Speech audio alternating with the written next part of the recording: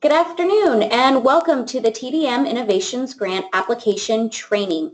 We are getting started now. It's just about 2 o'clock. A couple of housekeeping notes. This webinar is being recorded and will be posted on the SACOG website. Please be sure to include your email so that we can follow up with you. And I encourage everyone to send questions throughout the chat function anytime during the webinar. We have a brief presentation and we have reserved about 30 minutes for questions and answers. We're looking forward to a great conversation, and here we go. Your presenters today include Sabrina Bradbury, she is the TDM Program Manager, and Adrienne Moretz, who is the TDM Program Analyst. And this is Monica Hernandez. I am the Communications Manager at the Sacramento Area Council of Governments.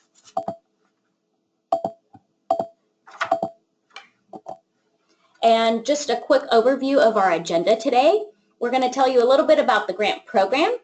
We're going to discuss how the pre-application round works. We're going to discuss what innovative programs and projects look like, options for measuring VMT in your application, and then some tools we have prepared and examples. And then, of course, we're going to have that question and answer session. Again, please send questions throughout the webinar through the chat function. If you want your question to be anonymous, you can just select your question to go to presenter compared to everyone. And with that, I'm going to turn it over to Sabrina Bradbury. Good afternoon. Thank you again, everyone, for joining us. I'm going to give a brief overview of the grant program, what it is, who's eligible to apply, what expenses are eligible, and why we've created it, a little bit of the timeline for the application process, and then describe how the pre-application round works.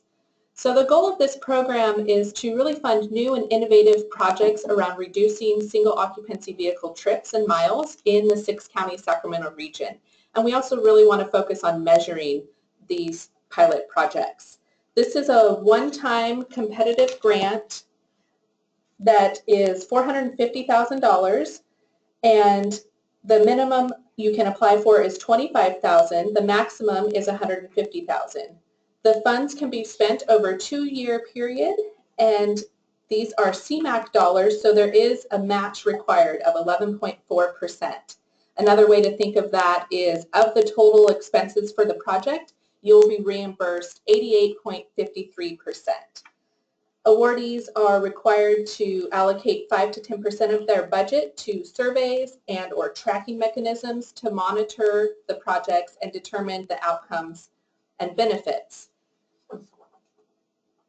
This is a map of our 6-county region, and the public and nonprofit entities in this area are eligible to apply, but we are encouraging partnerships with private entities. The 6-county region is where the projects will actually have to take place and reduce trips here in this region. The private entities who are on the line right now, we'd like to encourage you to take a look here. These are the cities and counties that you might want to approach if you're interested in piloting something. We also have a variety of nonprofit entities. So if there is anyone out there who's interested in connecting with local organizations, please let us know. We'll do our best to make connections.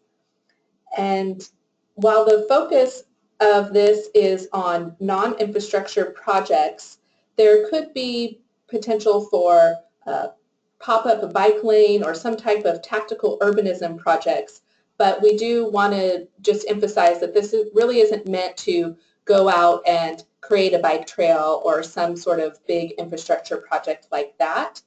And because these are CMAC funds, there are certain things that are not eligible, such as food and gifts. You couldn't use funds for those purposes. So let's talk a little bit about why we're doing this. Why have we created this TDM Innovation Grant Program? TDM has changed, and we're looking to be part of that. Technology is rapidly changing the TDM space with autonomous vehicles, ride-hailing, ride sourcing, shared mobility with bike share and car share, and we want to attract private sector to this region and test new ideas for creating travel behavior change. We also want to improve our performance measurement of the TDM programs. So part of this is focusing on what are we piloting, and then what's the effectiveness of it. And even if we find out that that pilot was not successful in changing behavior, that still teaches us something for the future. And we also want Sacramento to be on the cutting edge of TDM. So those are the reasons that we're launching this competitive grant program. So the timeline, we've extended the pre-application round to end on this Friday, next Friday, April 28th. Concept papers are due. Those are very short synopsis of what you want to do for the proposed project and gives SACOG staff an opportunity to give feedback to you. So those are due Friday, April 28th at 5 p.m. We'll review those apps and provide feedback by May 12th. We're taking questions just generally on the grant until May 25th, and we'll post responses to all of those questions that we received by May 31st. And full applications are due June 30th at 5 p.m.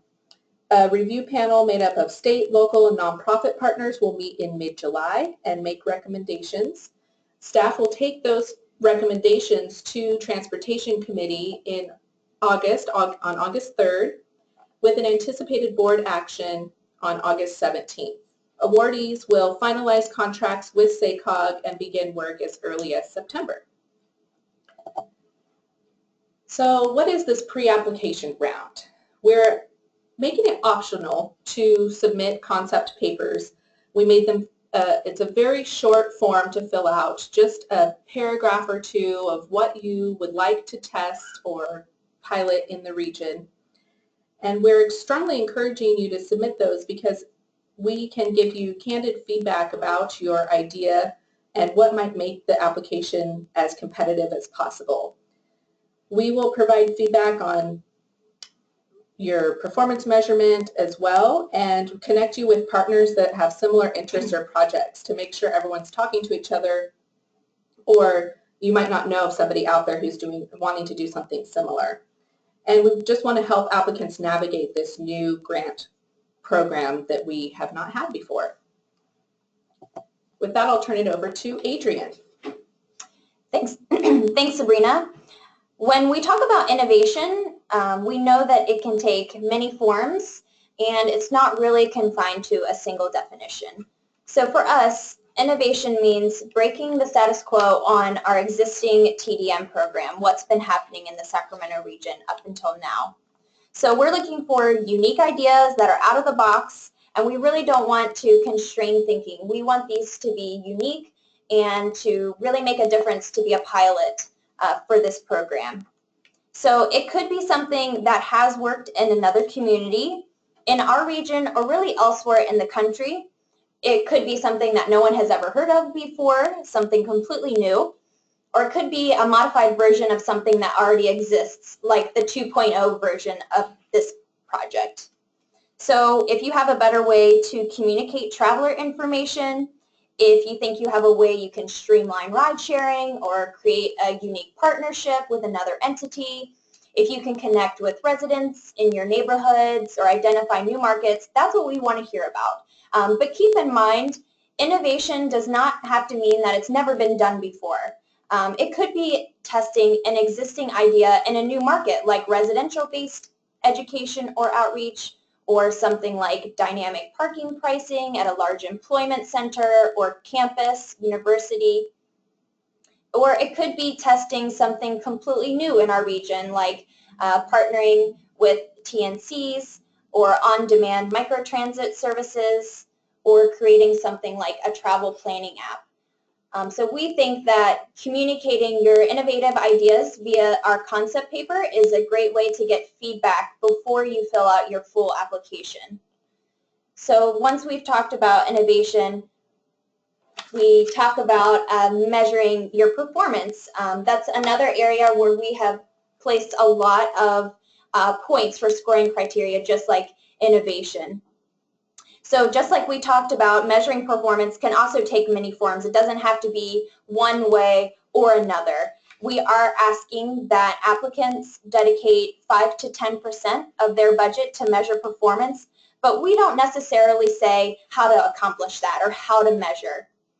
So your performance measuring could take on a more traditional form like surveying, pre and post surveying is a great way to measure behavior change. It is kind of the tried and true method of gathering data. You could interview participants or track usage. An example of that would be noting how many users take advantage of a subsidy you offer, or tracking changes in transit ridership or bike rack usage. But surveying can also take other forms, like creating a geofence around your target area or community like we've identified on the slide, or creating a display of information and asking participants to rate their experiences in a visual way. And just like we said about innovation, measuring your project can be a modified version of an existing tool, like issuing surveys but doing it via smartphone. So we're encouraging the monitoring of your project to be ongoing so that you can be nimble and modify as needed. Agility, you may note, is another one of our scoring criteria. And we also encourage you to consult with SACOG on the best and most appropriate way to measure your program. We're happy to discuss with you what will be best for your specific pilot project or program, because measuring performance is not a one-size-fits-all situation. It's going to differ project to project. So we think that this might be an opportunity to create a partnership. There are plenty of entities that have expertise in evaluation.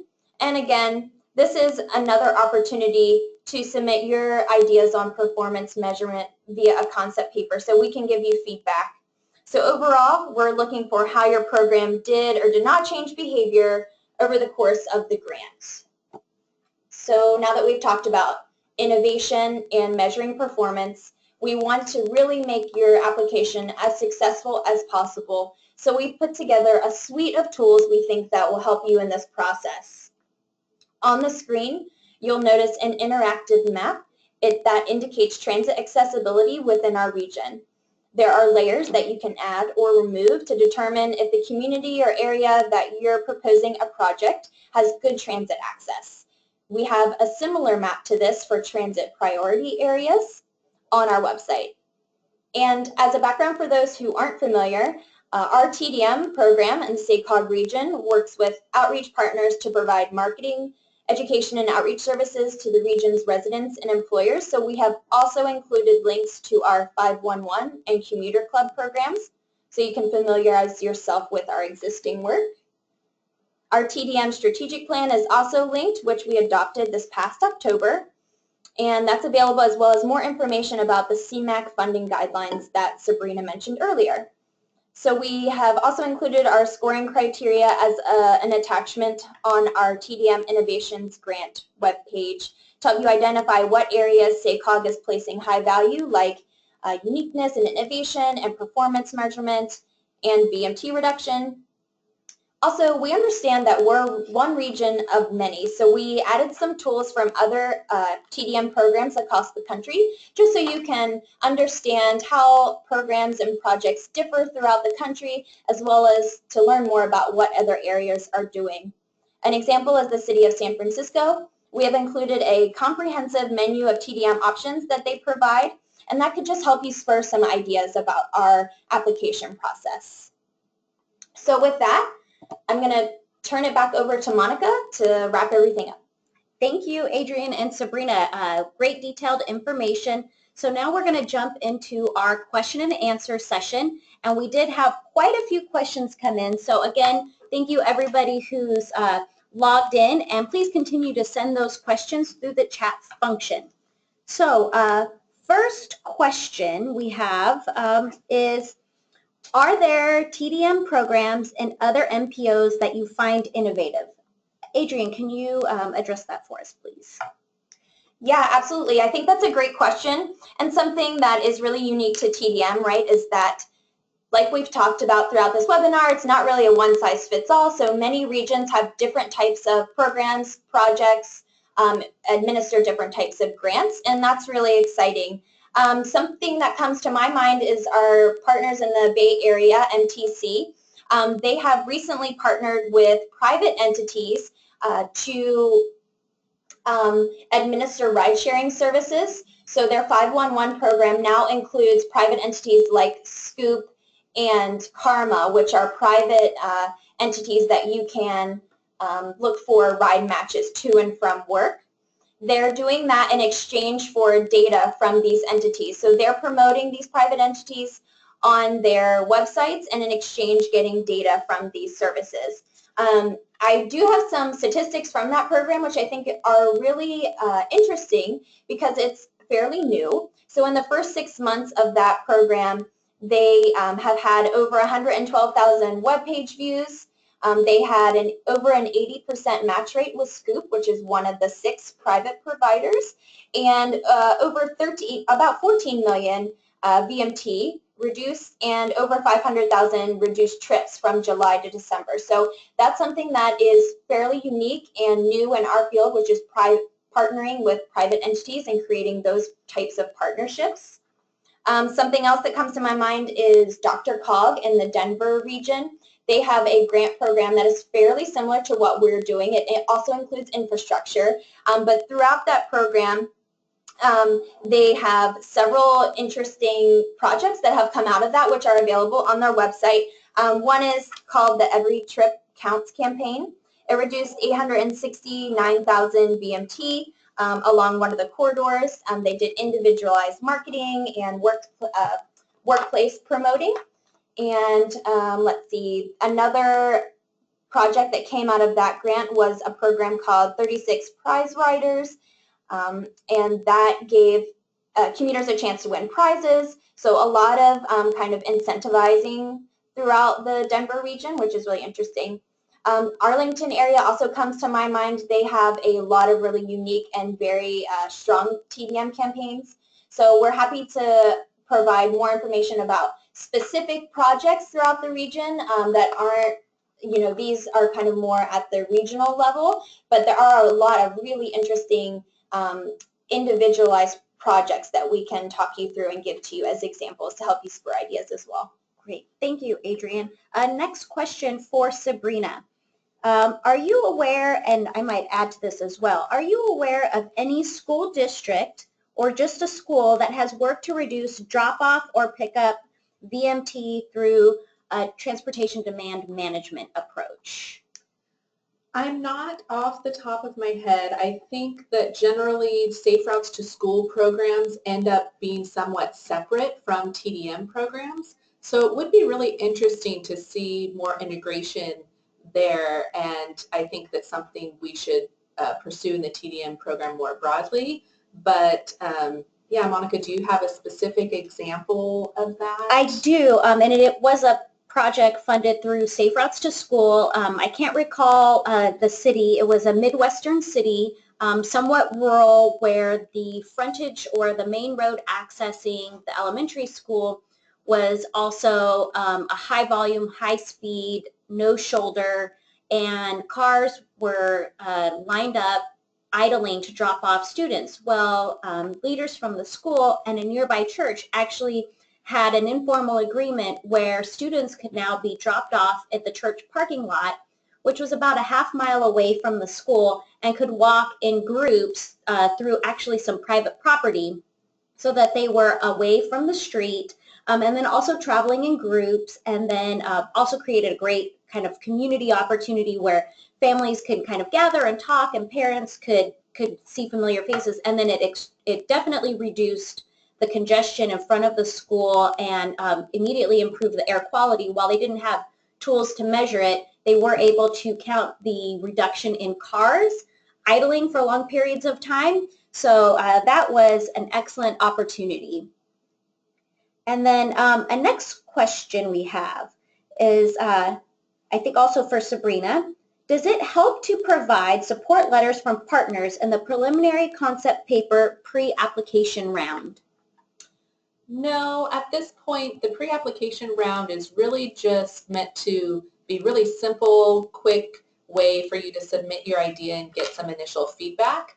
So support letters wouldn't be part of that process at all. I would recommend holding off on doing that until you're ready to launch into the full application.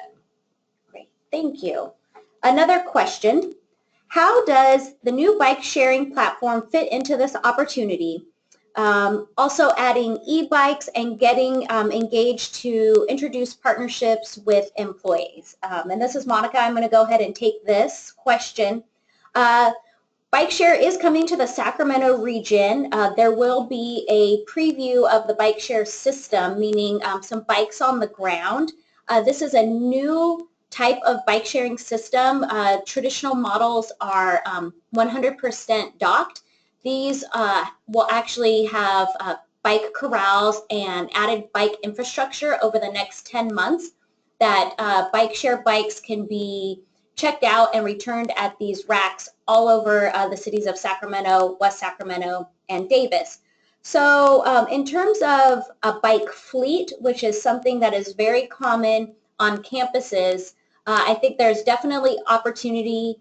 I think probably looking in that realm as opposed to right now working on the Sacramento region bike share system would be a great opportunity. But we certainly, if you are interested in some sort of bike share application, definitely reach out to Sabrina and Adrian so we can help assess. Potentially there is a partnership there. So we definitely don't want to put it off the table, but if you have some ideas for campus specific, Google's really well known for their campus-wide bike share, so it's reducing, or bike fleet, reducing people driving around, and I believe they've actually completely stopped the use of car travel around their campus and encourage everybody to either walk or bike because of the accessibility. So another question we have, would a project that does targeted household outreach based on census, journey to work data and demographics, and then survey those same households to assess behavior change be an eligible and or compelling project? I would need to know a little bit more about the project, but yes, that sounds really interesting. If it is what I'm thinking, that you would do something after you've surveyed initially, or you're using the census data and then you're going to test something and then you're surveying those same households. I think that is a great example of a way to measure the behavior change that you're trying to create. But it'll really sort of depend on what are all the different applications we receive as far as how competitive that might be in the end. But yes, that does sound really interesting. Thank you. Another question. Is there an expectation that the project would be continued by the applicant after the demonstration process? Or that is to say, is it expected that this be sustainable by some other funds other than what is being provided by the grant? Not necessarily. We're really looking to test things. So there could be scenarios where you tested it and it really didn't have much of an impact, and so you wouldn't want to continue doing that. But certainly it could be a good thing that you're planning for that if it is successful, is there a way to continue doing it? Or would it be something that another partner entity could replicate in other parts of the region that would definitely help in some of the criteria, but it's not a, if you're not planning to continue it, that's not a deal breaker. We still would potentially be interested in testing something. Great. And I think that I would just add that that is something really common with a pilot project such as this grant. We're really looking to learn. And again, both Sabrina and Adrian have emphasized that we hope that everybody thinks their project will succeed in terms of what the outcomes are in reducing vehicle miles traveled. However, if it is not, the findings from that are still very relevant to the field of transportation demand management. So don't be afraid or discouraged for suggesting something really exploratory, out of the box, untested. So we just hope that everyone hears that loud and clear. Another question we have, what are your expectations of recipients once the grants are fully expended? So once awards are made through the board, we would draft contracts, and within that scope of work, we would identify the deliverables that would be expected of that particular grant at the grant closeout. So it would really just vary project to project as far as what you would need to turn in, but it would definitely include some sort of report of, did this work? What did you learn from the process? How did you change things as you were going along and measuring your performance throughout? And the style or format of that report could vary contract to contract. Great, thank you. And we did have a question. I think this indicates that we have some folks who are not from the transportation demand management field. The question is, what is CMAC Funding? And we apologize for using that acronym. So Sabrina, would you expand on CMAC? Yes, great question. Sorry about that. So Congestion Mitigation and Air Quality Funds. And these are federal funds that are used primarily meant to be air quality improvement or traffic congestion reduction. And that's why we use them for the Transportation Demand Management Program. There are a variety of infrastructure projects that can be and are funded with CMAC funding. But for this particular grant program, it's really more on the outreach, education, non-infrastructure types of getting people to change behavior where we're focusing those funds. Great, thank you so much. And then our next question is, what if you are from a firm, either a private tech firm, some other organization, or a community-based organization that hasn't been working on transportation demand management? Should these groups be applying for this fund or not?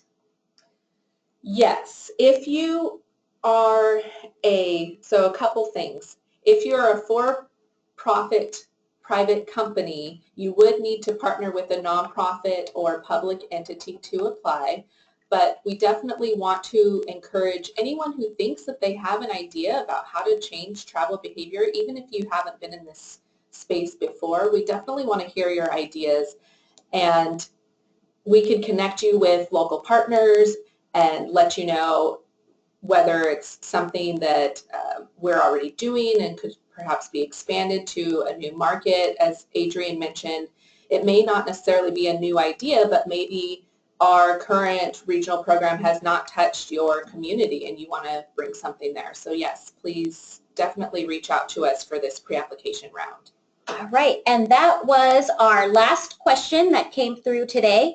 A couple of quick reminders that staff will be taking questions through May 25th, and we will post our frequently asked questions online at the SACOG website. That's sacog.org, and right now we have right on the homepage some very easy to click through links that will take you to the information that you're looking for. In addition, there is the contact information for the staff working on this project. On behalf of Sabrina Bradbury and Adrian Moretz, this is Monica Hernandez. Thank you so much for calling in, and we look forward to an exciting project. Bye-bye.